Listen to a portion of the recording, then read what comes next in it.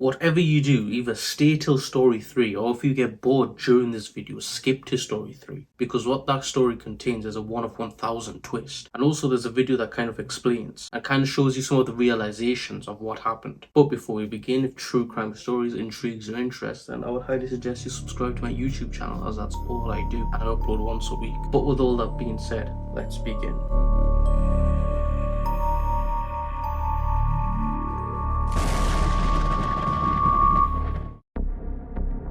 On January 1st, 1880, a man by the name of Elmer McCurdy was born into this world. Born in Washington in a state called Maine, was where he would spend most of his childhood growing up. Maine was in the eastern state of New England. The place was quite known to be really good and it had a total population of about 68,000 people. The place was also known to be one of the least densely populated areas of the whole nation. Anyways, Elmer's life was pretty unique to say the least. Sadie McCurdy, who was his mother, would have him at the age of 17, and unfortunately she was unmarried and the father of the child would never be in the picture. She knew that she didn't really want a child and she didn't want anything to do with raising this child. And eventually, once the writing was on the wall that Sadie wasn't cut out to raise a child, and so eventually she would put Elmer up for adoption. But luck would have it, Sadie's brother George and his wife Helen would, instead of letting their niece go to a foster home where they wouldn't really know the parents, they thought that let's take him in and make her own. And so that's what they would do, and Elmer would become one of them. But unfortunately, this happy life wouldn't last long, as sadly George would die from tuberculosis in 1890. And at this point, Sadie began to mature as a person and decided that she wanted back into her son's life. And after especially the passing of her brother George, she knew that she needed to be in her son's life. After the passing of George, Helen and Sadie would move in together in a place called Bangor, Maine, a small city on the outskirts where they previously used to live. Growing up for Elmer was pretty rough and unique, as of course explained, but since he was a kid, nothing of them sorts would really bother him, because again, he wouldn't genuinely understand, and so he would stay on the straight path and would do well for him. He was a good student, he would never get in trouble, and was genuinely a good kid. But it was the time of where he turned 12 to 13 years old where Sadie, his mother, would sit him down and would say, I think it's time for you to learn the life of me and learn the way I lived my life and how I make mistakes. And once she said that, she would proceed to tell her full story. After hearing the story of Sadie, she was hoping that this would help her son continue to stay on the straight path, because now since he's getting older, a lot of distractions were going to come his way and eventually he would have to face. And again, after listening to her story, she was hoping that it would open his eyes to these mistakes and so he wouldn't commit these same mistakes as his own mother. From a young age, Sadie was quite erratic and definitely an irresponsible child and had made a lot of dumb mistakes that led her to dumb things. This story would not only change Elmer, but it would kind of send him down a very horrible path. He would become the complete opposite of what he was. He would become unruly and rebellious against his own mother. A year later, he would begin to drink heavily, and this would be something that would never leave him. Eventually, Elmer would move in with his grandfather, where he would become into an apprentice plumber. And to be fair, once he got a job, he was quite the hard worker. He would work with his grandfather until the economic downturn in 1898, where tons of people lost their jobs, including Elmer. And it got worse. Just 2 years later, his mother would pass away due to a ruptured unclear.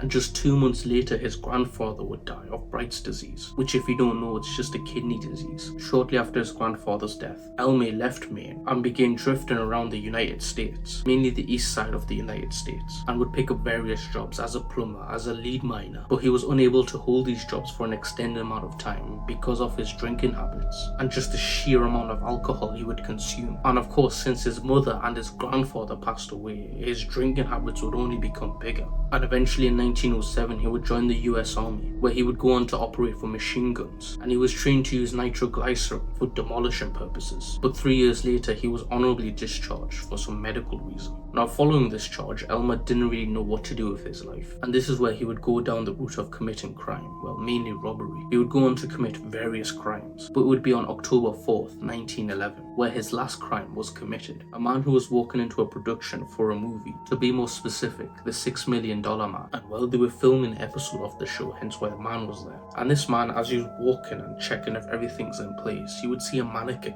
that was kind of out of place. You know, the mannequin just didn't fit that, and so the man was looking at it and was like, yeah, this doesn't look right. And so he would turn to his boss and would shout over, hey, can we change this? Or at least can we move this somewhere that would look better? And at first his boss said, no, leave it there. But when he took a look at it, he also saw that, yeah, this just doesn't look right. So he would tell his worker to move the mannequin. So the worker would do as he was told. He would walk up to this mannequin. And once he got close enough to the mannequin, he noticed how good the mannequin looked for a mannequin. He could instantly tell that it wasn't one of them cheap mannequins that were like made out of plastic. This mannequin just looked too real. And so after looking at it and inspecting the mannequin, he would begin to pull one of its arms to drag it away. And that's when pretty easily the arm would break off. And once the arm broke off, the guy actually kind of let out a shriek and got the attention of the other crew members around. And as the other crew members looked at the mannequin, they saw it had tissue and bone inside of its arm. So right away they knew that this couldn't be a mannequin, at least to what they thought. They thought that this could actually be a real human. And so without wasting a second, they would call the police. Once the police arrived at the scene and got some DNA samples, it would turn out it was Elmer. It would turn out after his final crime, Elmer would get killed by the police as he resisted arrest after being caught stealing $46 and 2 jugs of whiskey. He would also have a firearm, hence why he was in a shooting match with the police, which again resulted in him losing his own life. When he died, of course, he would go to the mortuary home, but his body would stay there because no one would claim it. Eventually, after no one claimed the body, an undertaker decided to preserve his body with arsenic and actually charge visitors to see this body. This display of this human body would go on for a couple of years, until one day a man arrived at the mortuary and claimed to be Elmer's relative. The mortician took a look at the stranger and said there was nothing wrong with him and took his word for it and allowed the man to take Elmer. It would turn out quite shockingly that this man wasn't Elmer's kin. He was just a carnival worker. The man put Elmer's corpse on for display as the Oklahoma outlaw in his traveling show. Years would go by and Elmer would move to many different cities because he was sold to many different carnivals, and this is where he would generally just become an actual prop and no one would notice that he was an actual deceased human being. And again in 1976, so 65 years after his death, the production crew for the $6 Million Man discover him in the back of their show, and again they thought that he was just another prop, but then obviously they would find out that he was a real human, and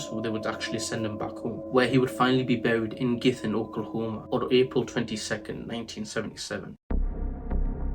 The date is October 27th. A 61-year-old man was out with his family. The family had planned to go to the local shopping centre to do some shopping, but due to the man being really busy, they just couldn't find the time to go there. But eventually, after getting some time off, he would tell his kids and his wife that, hey, let's go to the shopping centre. And of course, as you can expect, the entire family was bursting with joy. Now in the car, the man who was driving would notice that his belly was feeling weird. Now you need to know, for the last couple of days, this man was experiencing this weird feeling in his belly. But this time, while driving the car, it wasn't just some weird pain. It was more than that. But it wasn't too uncomfortable to the point where he couldn't drive, so he just kind of ignored it and drove on. And eventually the full family would arrive at the shopping centre where they would begin to do some shopping. And the whole time the man wasn't really involved with the shopping because he just didn't want to buy anything. And so he would sit back and sit in silence as his pain began to get stronger and stronger. After eventually leaving the shopping centre and returning back home, the pain was becoming unbearable at this point. So much so that he would struggle to sit up and sit down without sweating profusely because of the pain. His wife would eventually catch on because for the full entire day he was pretty quiet and wasn't really his usual self. And once they got back from the shopping centre, she saw that her husband was sweating buckets from sitting up and standing up, basic movements that really doesn't require much strength at all. And at that point she knew that something was up. And of course she would ask her husband, what's up, you don't seem normal. And at first her husband would act tough and would say, no, there's nothing wrong with me, because he just didn't want to worry his wife. But eventually, once the pain got so excruciatingly painful, he would give in and tell her that ever since the last couple of days I've been experiencing this horrible pain in my stomach, and it doesn't feel like the run of the old pain. It was horrible and something that I've never experienced before. His wife, of course being the caring wife, would tell her husband that we need to take you to the doctors. But by this point it was late and the doctors weren't open, and so his wife was going to call 911 for emergency, but then he would stop her from calling 911 and he would tell his wife that I'll go tomorrow and let's see how things go in the night. So that night they would go to sleep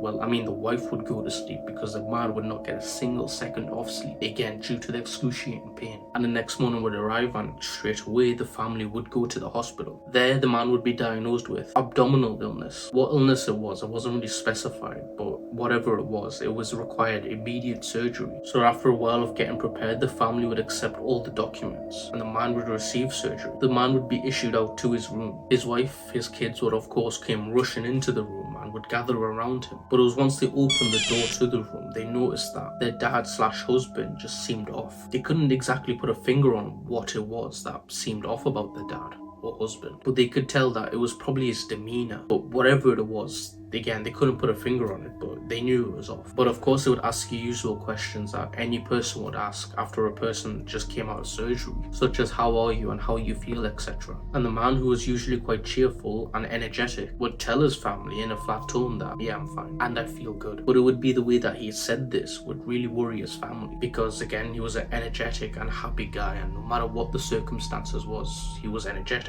and happy, and he would always have a smile on his face. But now he's just gloomy and miserable. The family would eventually chalk this up to that he just came out of surgery and he's probably going through some stuff since it is his first surgery. So eventually they would gloss over his weird abnormal behavior and would continue to accompany him until they were asked to leave. A couple of weeks would go by and a man was walking across the corridor in the same hospital as that 61-year-old man. This man was a janitor and was doing some cleaning up and needed to go to the floor that was just under the rooftop. And even if he somehow wanted to go to the rooftop, he couldn't because it was barricaded and had signs all over saying do not enter and under construction. So as he would climb the stairs up to the penultimate floor and would eventually find himself in the corridor of the penultimate floor, and he would go into one of the many staff rooms and would get his mop and then go back to the staircase. Now just before he began to walk down to his original floor that he came up from, he wouldn't know why, but he would just look up, and once he looked up he saw that the red sign that said under construction was knocked over. And at first he was just gonna ignore it and get on with his job, but something told him that he needed to go up there. And after seconds of contemplating, he would give up and would actually begin to walk up the stairs, where he would arrive at the top floor, and he instantly saw the same sign that was knocked over, but behind the sign and behind the kind of barricaded fence was a rooftop door that was half opened. Since this door was leading to the rooftop, the man was a bit curious on why it was open. So his curiosity got the better of him and he would kind of hop over this mini fence that was in the way, and he would go on to the top floor. The door leading to the top floor was all the way at the right side of the roof, if that makes sense. So pretend you have a big roof here, the door was on the right side. So when you come up to the top floor, you would look straight to the left, because again, the door was on the complete right side of the roof, and if you look right, it was just the view.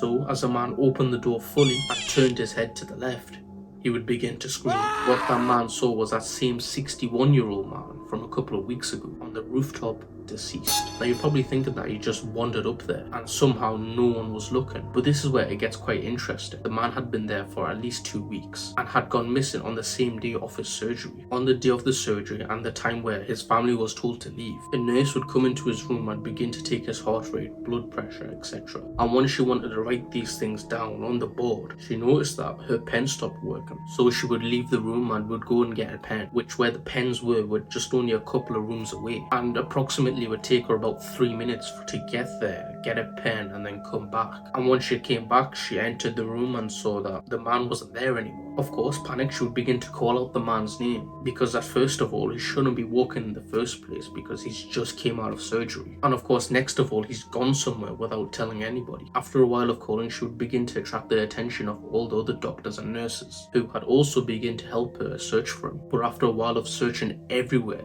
they couldn't find him, so they would call the police. The police would arrive and would again search for this man, but they too would have no luck of finding him. And after 2 whole weeks of searching for this man in this hospital, it would be the janitor who found the man up on the rooftop of the building. How he got there was a mystery. How he could walk after barely having surgery was also a mystery. And also how he managed to get to the rooftop without anyone seeing him was also a mystery as well. And also on top of that, the fact that it took him 3 minutes to get out of bed, leave the room, again undetected, and make his way through the hall, again undetected, just makes no sense. And again, use the stairs up to the rooftop, which by the way, the stairs is used by a lot of janitors and doctors, which also doesn't make sense how they didn't see him. Either way, ultimately his death would be ruled as accident.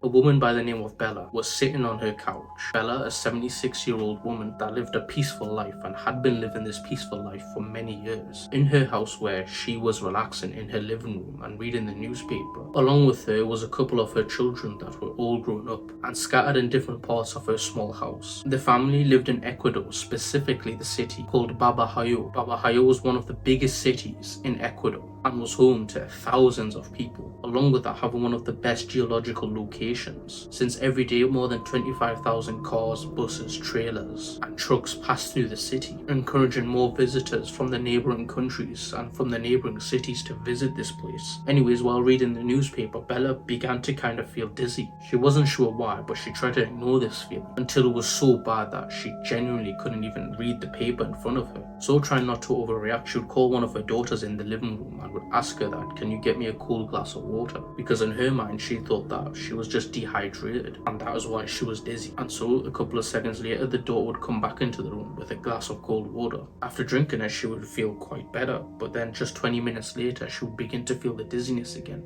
But also along with the dizziness would be her feeling extremely sick. Not long after, she could feel the side of her body becoming numb, and at this point she knew that there was no telling on what bad thing was happening to her. So with the little energy left, she would call one of her kids to come down and call an ambulance, because at this point she was really going through it. Her kids knew instantly that this situation was really serious. They knew that because their mother wouldn't just ask for an ambulance for no reason, and the main fact was she was just extremely tough and she could handle through many painful situations. And next of all, calling an ambulance would cost a fair amount of money, something that they really didn't have. So once their mother asked for an ambulance, they knew that she was in trouble. Once arrived at the hospital, the condition of Bella had become so bad, and doctors could instantly tell that she was having a stroke because she was having all the symptoms of a stroke. And unfortunately, a couple of hours later, at 12 p.m, Bella Montoya would be pronounced deceased after suffering this stroke. This random deadly occurrence really hit the children of Bella hard, because again, none of them were ready to lose their mother, especially in this sudden fashion. But either way, there was nothing that they could do. Their mother was gone. After some time, the corpse would be placed in a coffin and would be taken to a funeral parlor where relatives held a vigil before a planned burial. After about 5 hours, it was time for the clothes of the corpse to be changed. And so the woman who was instructed to change the clothes, along with the children of Bella, would all gather around the coffin. And so the woman would hold on to the handle of the coffin to open the lid. But just before she opened the lid, she would take a second, take a deep breath in, along with the children of Bella, and all of them would gather their composure before ultimately lifting the lid up. Para hacer el respectivo traslado de la señora Bella Montoya.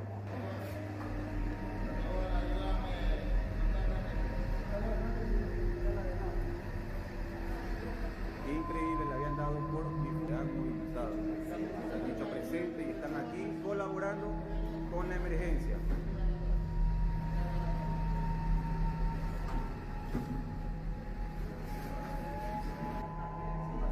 Repetimos, estamos aquí en la calle Olmedo 509 entre 5 de junio. What you just saw was two paramedics taking the body away back to the hospital because Bella was still alive. When the group opened the coffin, they instantly saw that Bella's left hand was moving, and then eventually her eyes would jolt wide awake, and then eventually her mouth would open just a tiny bit, but you could see that she was struggling to breathe. But she was breathing. The paramedics would take her to the hospital where she was still alive but in serious condition. But eventually, after intensive care, she would stabilize and would be healthy again. No one knew why the doctors thought that she had died, but a lot of the speculations was due to a state of cataplexy, a condition that characterized by a temporary of muscle loss and muscle control resulting in weakness, which basically means her heart rate slowed down so much that it was basically like she was dead, and her muscles would basically stop moving at all, and her full body would actually become cold, just like a deceased human. Without really checking anything else, they would write up a death certificate because doctors were so confident that she was deceased. And without really checking anything, they would write up a death certificate, not knowing the horrible mistake that they had just made. So that'll be it for today's video of true crime stories intrigues your interest. Then I would highly suggest you subscribe to my YouTube channel, as that's all I do and I upload once a week. But with all that being said, I thank you for watching, and yeah, goodbye.